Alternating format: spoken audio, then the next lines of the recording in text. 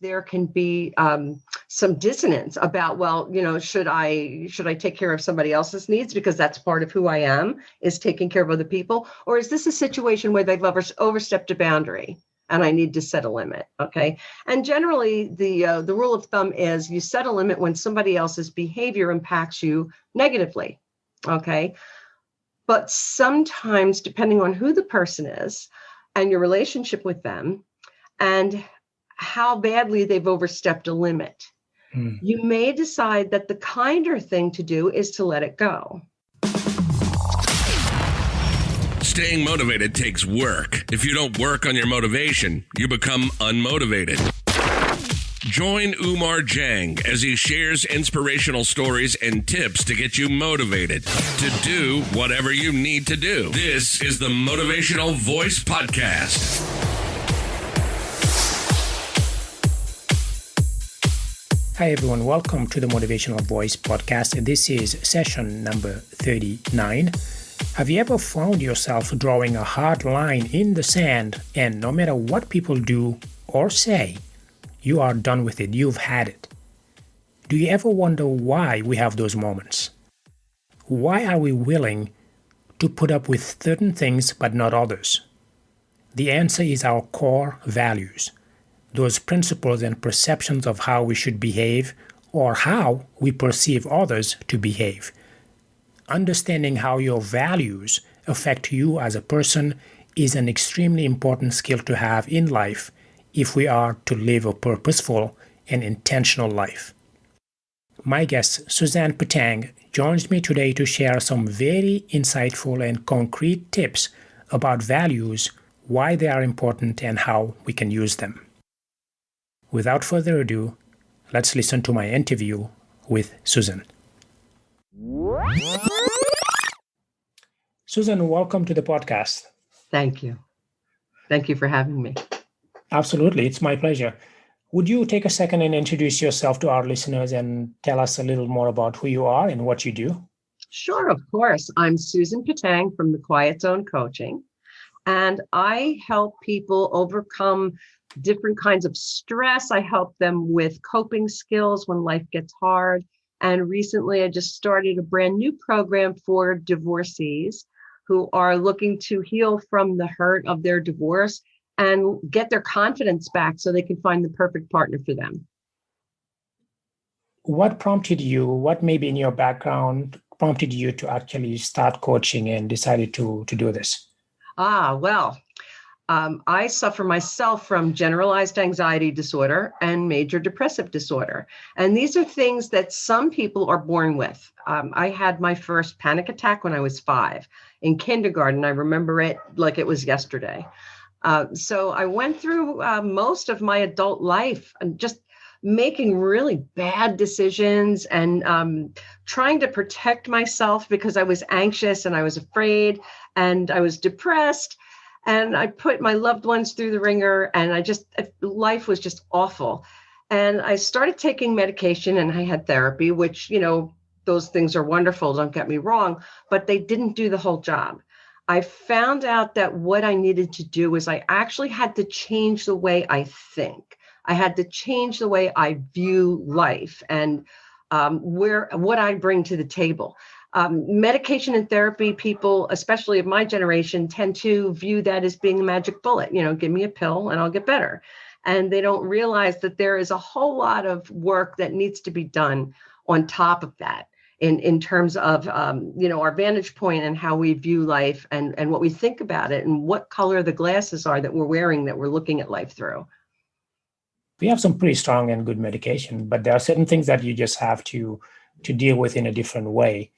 One thing that you do is you work a lot with people around not only just mindset, but around values and behavior. And that's actually the topic of our discussion today. What does it mean for someone to understand what their values are and why are values important in someone's life? Okay, well, our value system is basically the framework that we hang our personality on and our behavior on. It's kind of like the framework underneath the stadium seats. You can put the seats on top, but without that framework, they're going to fall down. Okay. And this is what I did when I was working through my own issues so that I could develop this program for everybody else. Developing a solid, well-defined value system, it eliminates stress, first of all, because there's no question about what your behavior should be or how you should react to something, or because you have defined what is important to you. Values is really just a question of what traits you think are important for human beings to have. And there are some that we wouldn't even consider values. But there's some things like being dynamic or being eager or being fascinated with things, being curious. These are all traits and values that we can apply to our value system. I know in the employment realm, when someone is looking for a job or something like that, they look at skills, they look at knowledge, ability, they call the SKA. How is that different from values? Okay. In the employment arena and human resources capacity, you would look at it as hard skills versus soft skills. Okay. Hard skills have to do with how fast can you type, or, what is your technical skill set to go along with the job. Okay. Your soft skills have to do with how well you work with the team, how cooperative you are, what is your learning style, how do you manage problems, do you get upset, are you a problem solver, do you blow off steam, or how do you work as a person, as a human being. Your value system, believe it or not, is what really sets you up to have the best soft skills. To be hireable. A lot of human resources managers nowadays are really willing to forego some of the hard skills that might be necessary for a job because they can be taught. I can teach you how to use this computer program. I can teach you how to use this particular piece of machinery. I can't teach you as much how to be a team player. I guess I could, but it would take a lot of effort. Okay. So it's a lot better to have somebody who's going to be able to have a higher emotional intelligence, which means understanding their own emotions as well as the people they're working with. And that's a much more important part of employment, believe it or not, than your hard skills. I see. So from that perspective, in terms of values, these are basically the core beliefs that define how you see life, how you go through life, how you maybe process certain things that happen in your life. How you interact with others. Right. I know we talked about the importance of values. Can you talk more about how you can bring those values? Let's say there are situations where you will find yourself that you can't, they go against your beliefs or your values specifically. Are there any tips around how you can use your values, how you can deal with those situations without having to compromise your values? Right. Well, the first thing, what I encourage my clients to do is to actually sit down and make a list of their values. What is important to you as a human being? When you do something that is in opposition to your value system, which you may or may not be conscious of. Okay, so say for your employer, for example, asks you to do something that you really find goes against the grain. They want you to lie to a client. Okay, but that goes against your value system. The result is cognitive dissonance. And all that means is that your conscious mind goes to battle with your subconscious mind because you're doing something that is against your value system. Okay. And the end result of that is stress. Okay. So in order to avoid that, what I do with my clients is I first of all have them define those values, what it is. The more detailed, the better, which is wonderful. Okay.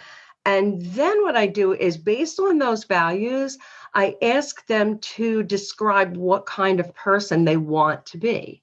I want to be the kind of person who's a good listener. I want to be the kind of person who supports their friends. I want to be the kind of person who cares for their pets better than anybody else, whatever it might be. Okay. And then now that you have those two lists, you can build an avatar. And what you're doing is you're not pretending to be somebody else. You are actually going to fake it till you make it based on who that avatar is. Okay. You are becoming the best version of yourself because it's all based on your values. So you're going to create this avatar that is all based on your value system and who you want to be. What would your avatar do in any given situation? Okay, so would the person that I want to be, I actually have my clients name their avatar. Like mine is Q, because my father used to call me Susie Q when I was little. So, when I'm not sure how to act or what I should do, or if this is something that's in contrast to my values, I can say, well, what would Q do? Okay. So the more you define your value system, the more you decide what kind of person you want to be. And the more detailed that avatar is, that person that you want to be, you can use that in situations where you're not quite sure what to do. And you can say, all right, well, what would my avatar do? What would, Q do? Or, one of my clients named her avatar Ruby after her grandmother. Which I thought was really cool, because she said, if I don't know what to do, then my grandmother sure as hell will. Okay. So you're right. And if you can't think of what it is that you think your avatar would do, you can always ask yourself too, well, what would my hero do? Okay. For example, her grandmother. Okay. Or somebody you respect, or somebody that, it's stolen from the old Christian saying, what would Jesus do in any situation? Okay. But it works. It really does work. So if you're not quite sure, you can always take a step back. And then another thing that I do too with my clients is we also have a unit on conflict resolution and communications, so that if there is a situation in which there's a conflict with their values and what somebody else wants them to do, they have the tools that they need to say, look, I'm sorry, this isn't something that I really want to participate in. Yeah, that's interesting to have an avatar. Sounds like it's anchoring your values so that you could use that avatar as a referring point for finding basically your North Star, right? Your guiding star, to say, if I'm in this situation and I feel uncomfortable about a certain decision or whatever it may be, then what would my avatar do? And just plug those feelings or those actions into the right situation. Correct. And then, if you're uncomfortable with it, it's one of those fake it till you make it. I had a good friend many years ago, a therapist, who said to me another version of that, and it was, act as if and it will come. What you're doing when you do this is you are actually training your subconscious mind to behave in the way that you want to behave, to have the values that are important to you. Okay. But our subconscious learns things from the time that we're children on. So when we're a child, we may get, say your parent yells at you. Okay. And they're trying to get you to understand that what you just did was inappropriate. But as a child, you don't understand that. All you hear is, mommy's mad at me, I must be bad. Okay. We can take messages like that to heart as we're children and as we're growing up. We can see trauma where there maybe isn't any, but we personalize it and we internalize it. And it can affect our behavior as adults, because that experience either gets reinforced or it gets negated as we become adolescents and we start to experience life for ourselves. So sometimes what happens is there are subconscious messages that we give ourselves, negative core beliefs that we might have about ourselves, about people, about life, about just about anything, relationships. But we may have to deprogram that. And that this is a really, really effective way to do it. You talked earlier about cognitive dissonance, which is, if I got this right, if your values are in opposition to maybe something that you are asked to do. Right.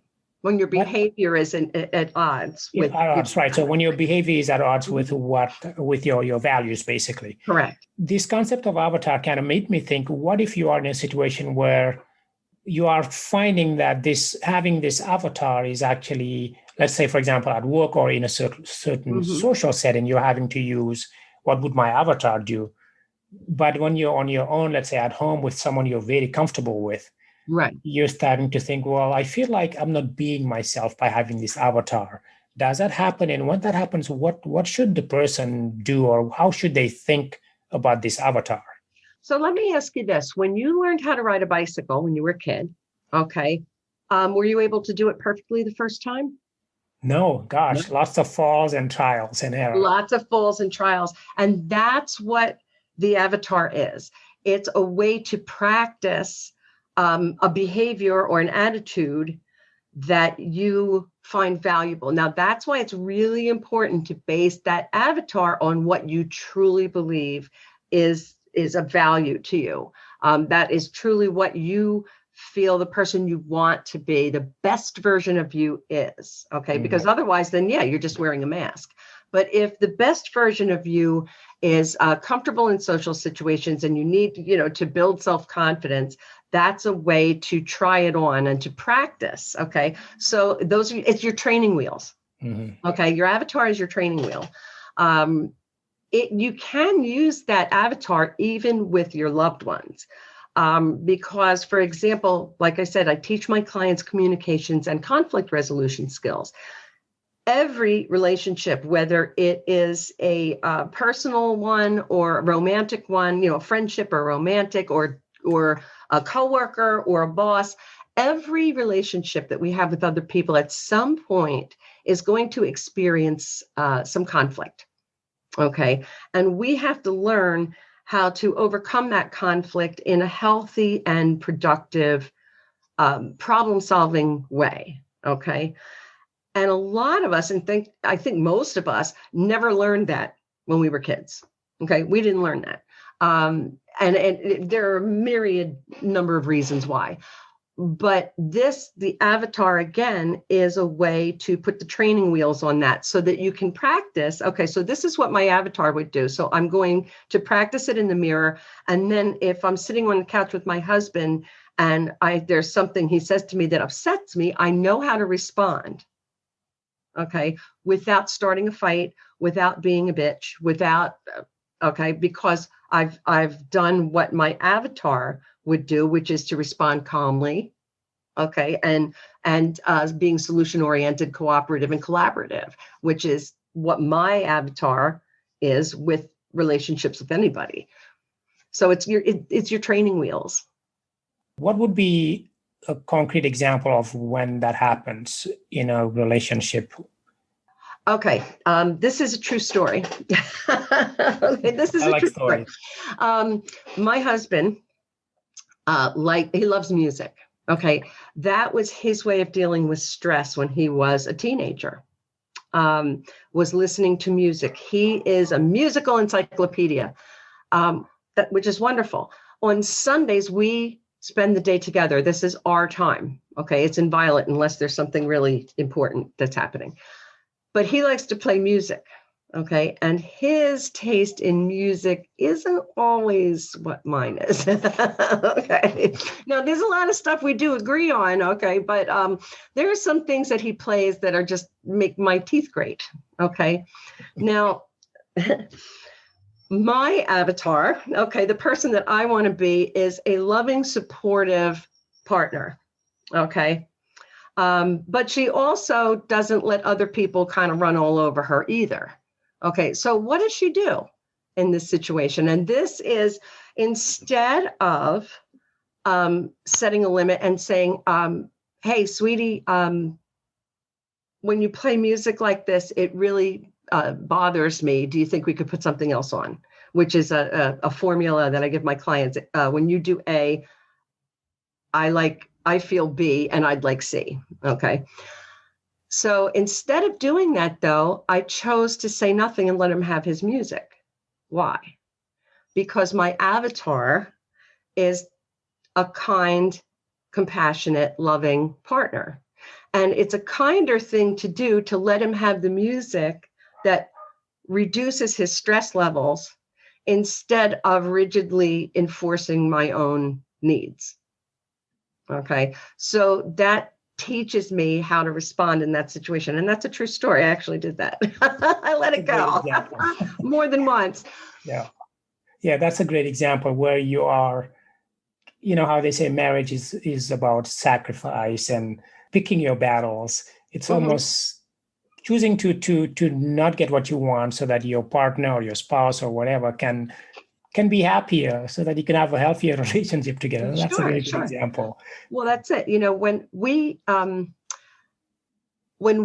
are going to set a limit on somebody else's behavior, and I tell my client, this is a really touchy thing to learn, because setting limits on other people's behavior, there's a very fine line that gets drawn between what we need and what somebody else needs. Okay.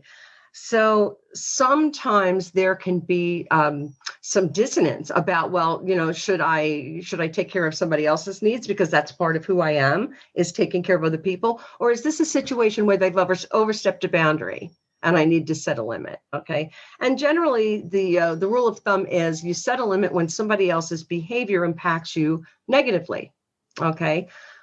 But sometimes, depending on who the person is and your relationship with them, and how badly they've overstepped a limit, you may decide that the kinder thing to do is to let it go.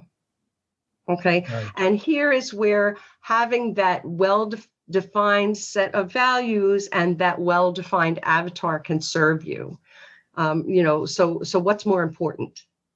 Yeah, that's a good point, because I may have in my value toolkit, so to speak, a value that maybe you trampled on it a little bit, but I may be willing to let that slide, because if I push back too hard, I'm going to compromise another value of mine, which is maybe be kinder, or be more respectful, or have compassion, whatever that other value may be. Right. Yeah, if you want bonus points, you can take your value list and you can assign a value to them. So on a scale of 1 to 5, how important is this to you? When I'm working with my clients who want to date again after divorce, I do this with them with the traits that they may want to see in a potential partner. Okay, so what does your dream partner, your Prince Charming, look like? Okay, and now which one of those traits is negotiable? And to what degree? Okay. So, yeah, well, I don't care if he has blonde hair, but boy, he damn well better have a job. Things like that. Right. So, there you can do the same thing with your own value list. And okay, this I might be willing to compromise a little bit on because it's kinder sometimes not to hold on to that. And I always use the measuring stick is always kindness. What is the kinder thing to do? As long as I'm not getting hurt, okay, as long as I'm not hurting somebody else, and as long as I'm willing to accept the consequences of whatever that decision might be, because you have to consider that too. There are people who have a personality that is, let's just say, they don't like confrontation. Their values actually suffer. What they value often gets trampled because they don't speak up, or because they are too focused on not getting in a fight or a situation where where it's not worth it to them. What would you say to those people they could do to maybe stand up more for their values? Okay. First of all, there are techniques, and we could have an entire show about asking for what you want. Yeah. Okay, there's a whole thing about asking for what you want, which is fine. Yeah. But what I give my clients is what I call life mantras. Okay. So when you're in a situation like that, and say you have some social anxiety and you're kind of afraid, to stand up for yourself, you use the life mantra that says, I'm allowed to do this. Okay. So that one is actually, I usually give to clients when they are practicing self-care and they feel guilty about taking time out of their day for themselves. And it's like, no, I'm allowed to do this. Okay. And the same thing applies to standing up for yourself. It's like, no, I'm allowed to do this. Okay. I'm allowed to do this. Who says I can't do this? Why is my opinion any less than anybody else's? Okay. Again, you have to sometimes look at, depending on the situation, at what the consequence would be. For example, here's another story. This is true. I did this. Okay. I went into the post office at Christmas. Okay. And what, unbeknownst to me, because I don't have network television, I just get my news from BBC and places like that. and we're disconnected. So I had no idea that what was going on in the shipping. Okay. And I had packages to send to my sons. One's in Seattle and the other one is in Delaware. So I go up to the woman at the counter at the post office, and she was already kind of hostile to the people in front of me. And I said, okay, I was trying to be really nice because I could see she was on the verge of flipping out. Okay. And I said, okay, I have these 2 packages and I want to know what is the cheapest way that I can get these where they have to go by Christmas. That's all I said. And she got all snippy, like, well, if you wanted them to get there before Christmas, it should have been here 2 weeks ago, and started reaming me out. Okay. And in my mind, I'm saying, am I going to let this go? Am I going to let this go? Am I going to let this go? Okay. And I decided I wasn't going to let it go. So I said, after she processed my packages, I said, hey, I get that you're really stressed out. This must be a really hard time for you. But when you speak to me like that, it gets me really angry and frustrated. And I would like you not to talk to me like that anymore. Okay. I said it just like that. Okay. She didn't know she was dealing with a life coach, did she? No, she didn't. And I didn't know I was dealing with a sociopath because she lost her mind and stood up out of her chair and pointed at the door and shrieked at me to get out. Wow. The moral of the story is just because you can doesn't mean you should. Yeah. Okay. I could have done a better job at gauging her response. Okay. And seeing that she was all freaked out. Okay. And that I was just really, the consequence was that I was actually going to inflame her and make it worse for the people in line behind me. Okay. Yeah. Life coach makes a mistake. I cop to it. So, hey, I didn't want her to talk to me like that. You know what? Who cares how she talks to me? Okay. Does it really matter? Is it going to change the weather on Jupiter, how she speaks to me? Does that really mean? Is it going to change the direction of my life because a woman in the post office lost her cookies on me? No. Okay. It doesn't matter. I mean, I feel like that's one of the toughest things to do, which is to let go when you feel like someone else has wronged you. Yes. Yeah. And this is a good segue actually into, are there values that we should be looking into for those we want in our lives? So I'm thinking our partners, even maybe an employer for that matter, because they interview us, but we interview them. Or is that asking too much? It depends on what the value is. Things like kindness, compassion, collaboration, being willing to work together. Okay.